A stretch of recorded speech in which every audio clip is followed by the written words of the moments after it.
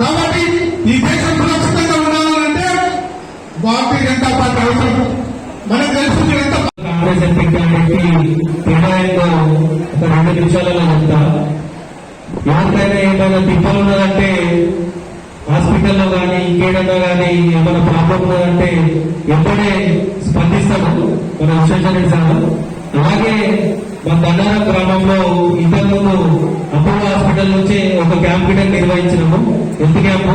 దానికి సహకరించింది విశ్వేశ్వరరెడ్డి సార్ వాళ్ళే. అట్లనే మీకు కాంగ్రెస్ ఎంపీ క్యాండిడేట్ గురించి చెప్పాలంటే అందరికీ గుడ్లు తెలుసా అమ్మా? గుడ్లు తెలుసా? తెలుసా కదా? తెలుసుగా గుడ్ల దొంగ తెలుసా? తెలుసా తెలవదా? కాంగ్రెస్ మొన్న టీఆర్ఎస్ నుంచి గాయనే గుడ్ల దొంగ.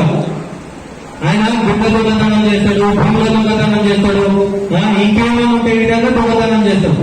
కాబట్టి మీకు దొంగ కావాలా దొంగ కావాలో ఆలోచన చేసుకొని ఓట్లేయాలని కోరుకుంటున్నాను. ఈ అవకాశం ఇచ్చిన వికారాబాద్ జిల్లా పార్టీ శాఖకి ధన్యవాదాలు. దాంట్లో భాగంగా మన కేరళ అభ్యర్థి అయినటువంటి విశ్వేశ్వరరెడ్డి సార్ కూడా భారీ మెజార్టీతో గెలిపించాలని మన మండలంలో కృషి చేయాలి. ముఖ్యంగా మన నాయకుడు విశ్వేశ్వరరెడ్డి గారు నీటి నిధులకి 40 గత 5 సంవత్సరాలు మన గుడ్ల స్కాము, దాన స్కాము అన్నిటికి మించి హైదరాబాద్ ఇక అవకాశం ఇచ్చినటువంటి నాయకులందరూ కూడా ధన్యవాదాలు తెలియజేస్తారు. తర్వాత ఈ కార్యక్రమం ఉద్దేశించి మన వికారాబాద్ లో ఎమ్మెల్యేగా పోటీ చేసినటువంటి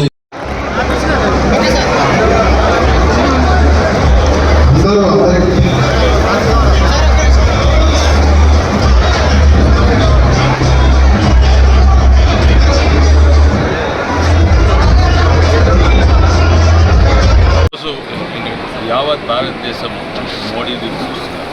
అంటే కేవలము నియమించడానికి కాదు, లేకుంటే రైతుల ఆదుకుందని కాదు, లేకుంటే దేశానికి రాష్ట్రానికి ఏం చేస్తున్నారని కాదు.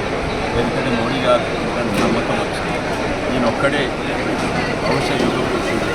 ఎందుకంటే ప్రధానంగా పొద్దుగాల 4 గంటలకు లేచి పని మొదలు పెట్టారు, రాత్రి 12 గంటలకు. అది యువత కొరకంటే మన కుటుంబం కాదు, పిల్లలు లేరు, ఆస్తులు అవసరం. కానీ ముఖ్యంగా ఆయన మోడీ చేసే ఏదో హ్యాండ్ అని కాదు, ఏదో ఐకాన్ అని కాదు, ఏదో ఇమేజ్ అని ముఖ్యంగా మోడీ మీద ఎన్నో చేసిండు. ఇక చెప్పాలంటే ఎన్నో ఉంటాయి, కానీ ముఖ్యంగా 2-3 చేయాలంటే బియ్యం ఇచ్చిండు, ప్రతి ఒక్కరికి బ్యాంక్ అకౌంట్ కనిపించింది. తర్వాత బాత్రూమ్ కట్టించింది. అది మర్చిపోయిన బ్యాంక్ అకౌంట్ బాత్రూమ్ మర్చిపోయాం. ఎందుకంటే ఎవరు కూడా మోడీని అడగలేదు నాకు ఏమేమైనా ఆయనకు తెలుసు. అడగకముందే దేశానికి మంచిది, పేదలకి మంచిది ముందే తెలుసు. ఎవరు కూడా అడగలేదు, ఎలక్షన్ ముందు అడగలేదు, మాకు బ్యాంక్ అకౌంట్ తెచ్చలేదు. బ్యాంక్ అకౌంట్ దాని ద్వారా ఎంతో లాభమైంది పేదోళ్లకు. పేదోళ్ళకే కాక బ్యాంకులకు లాభమైంది, దేశానికి లాభమైంది. దాని ద్వారానే దేశం 10వ స్థాయి నుంచి 5వ స్థాయికి చేయాలి.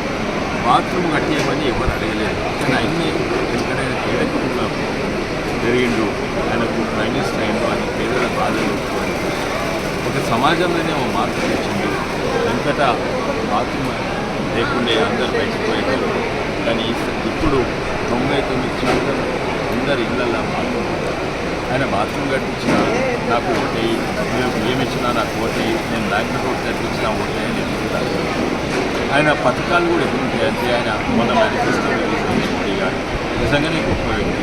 అందుకే ఆ మేనిఫెస్టో ఎలక్షన్ మేనిఫెస్టో వేరే పార్టీలు చేస్తుంది. నేను 2500 రూపాయలు ఆయన ఇస్తున్నా నాకు ఓటే, నేను 2 లక్షల రుణమాఫీ ఇస్తా ఓటే, నేను 1 లక్ష రూపాయలు ఇస్తా ఓటే.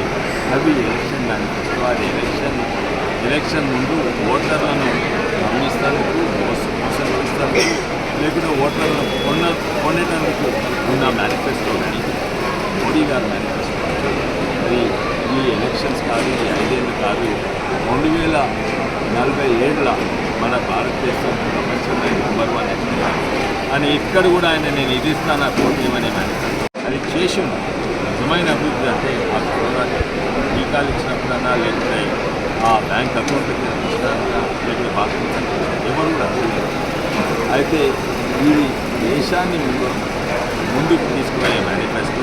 ఇది ఎలక్షన్ గెలిచే మేనిఫెస్టో కాదు. ఇది ఎలక్షన్ గెలుస్తానికి చెప్పే అవకాశం మేనిఫెస్టో కాదు. ఇది దేశానికి కట్టిస్తుంది. ఇప్పుడు ప్రజలు గమనించింది. అందుకే ఆ ఎలక్షన్ మేనిఫెస్టోకి ఎవరు ఓటు వేయలేరు. దేశ అభివృద్ధి ముందు చూపు ఒక విజన్, ఒక డైరెక్షన్